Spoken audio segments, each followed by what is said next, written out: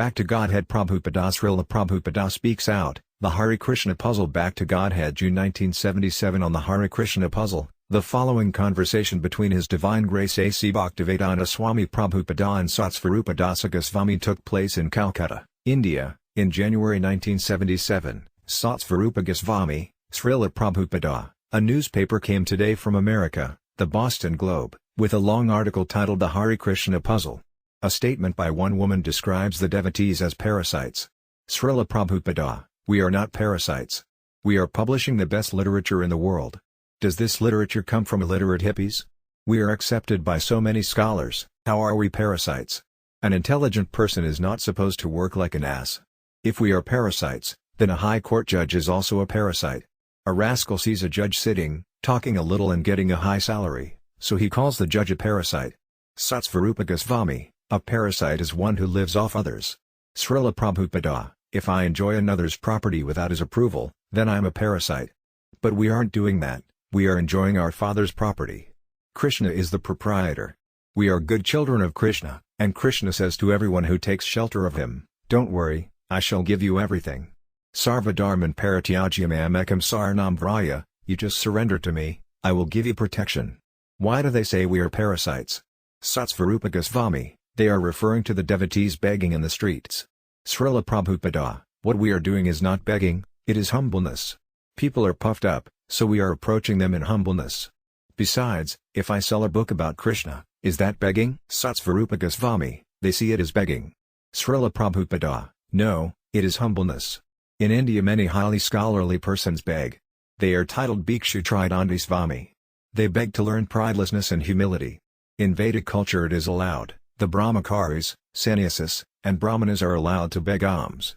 Satsvarupa Goswami, but what if the culture is entirely different, as in the West? Srila Prabhupada, yes, your culture is different, and therefore the youth are becoming hippies, and the mothers are killing their own children in the womb all in the name of freedom. Actually, there is no culture in the West, therefore, the whole atmosphere is abominable. But in a civilized culture a young boy may beg, as a discipline, just to learn humbleness. Even though he may be from a big family, he begs in order to become meek. And Christ said, to the meek God is available. You are right when you say you have an entirely different culture. You don't know real culture. You have a culture that kills children, so how will you understand the higher Vedic culture? Our disciples are going out and selling books on Krishna consciousness just to give you a chance to understand what real, spiritual culture is, and you are calling them parasites. What else are they saying?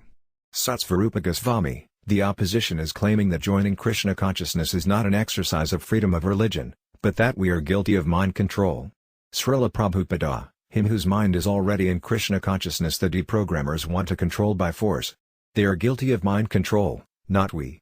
They kidnap him and force him to think like them. Satsvarupa Goswami, many times our opposition consists of businessmen and parents of devotees. They are very alarmed. Srila Prabhupada, they should be alarmed. If the Hare Krishna movement goes on, their culture is finished. Now we are being recognized as the enemy of Maya, illusion. A fight is a fight. They are using their tactics, we are using ours. We will prove that they have no intelligence. As long as they don't know Krishna, they remain fools. Satsvarupa Goswami, one man was challenging, what if everyone became like you devotees? He was worried. He thought the economy would collapse if everyone took to Krishna consciousness. Srila Prabhupada, well, anyway, he will not take to Krishna consciousness, and the materialistic economy will go on. As long as there is a class of men like him, there is no problem, the economy will go on. If the prisoners become reformed, how will the prison continue? Is that a very intelligent question? Their thinking is like that. We are giving up meat, and the slaughterhouse proprietors are sorry, how will the business go on? As if that were a very wonderful business. The sooner you close that business, the better. That will be good for you. Liquor shops, breweries, cigarette factories, they are all worried how business will go on. Cow slaughter is the greatest sinful activity. They don't know what they are doing. Therefore, a thorough overhaul is required, otherwise their stool-bound brains can't be cleansed. Yes, we are washing your brain, because you have so much stool in your brain. We are sweepers engaged on behalf of God to wash the stool from your brain. We have to do it. You modern civilized atheists can't even sleep peacefully, which a dog can do, yet you claim education. We are teaching that if you have illicit sex life you'll be implicated in so many ways. So if I say, No illicit sex, what is the harm? But you are so sinful that you are killing your own children, and you don't even know it is sinful. We have to wash your brain. Satsvarupa Goswami, this article from the Boston Globe says it is a great puzzle whether the Hare Krishna movement is good or bad. Srila Prabhupada, at least they are now considering. Formerly they said it was bad.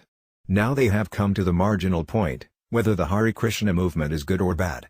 Finally the day will come when they say, yes, it is good.